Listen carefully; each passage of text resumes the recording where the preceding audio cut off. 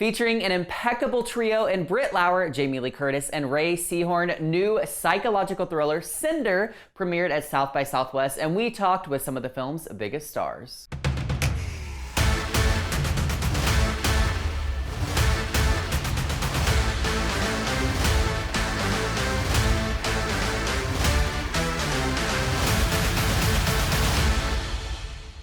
Britt, just first and foremost, tell me what it was like getting to work with Jamie Lee Curtis and Rhea Seehorn, because the three of you are like just the strongest trio I can think of. Oh my gosh, the best.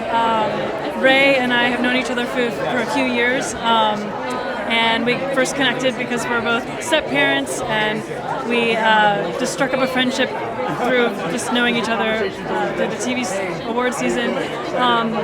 And then getting to work with her more intimately on this project was so electric.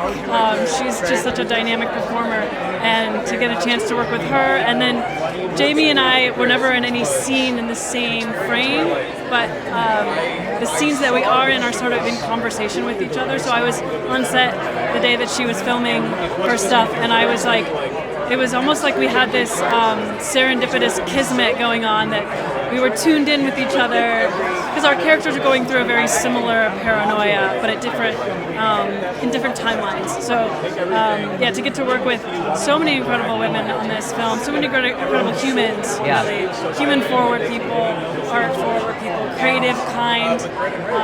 Russell just really surrounded the whole set with people who love making things, and that's an artist's dream when you're coming to work, and people are like doing good work and taking care of each other. Yeah, I love that, taking care of each other. Now, I kind of feel like your genre is thriller. Like, we really see you shine in this with Severance and now with Cinder. What about thriller kind of attracts you? Like, why do you feel like you're so drawn to these roles? I don't know. I think I'm always drawn to a character's emotional journey. For this piece, Julia is on a very clear opening of her mind, of her heart. She's newly sober, and she's really trying to find her voice now that she's clearing up.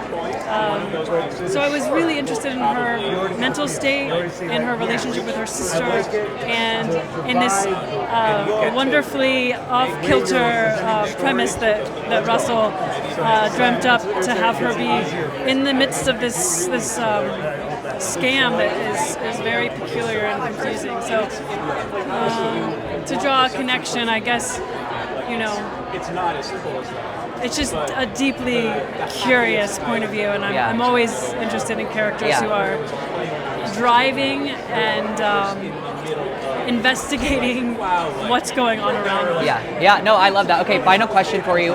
What are you excited to do in Austin, and what do you love most about Austin? I filmed a movie here like 11 years ago called Mr. Roosevelt. So I got to live here for about a month, and I loved it so much. I'm excited to go thrift shopping. I just got the recommendation to go to Guadalupe Street.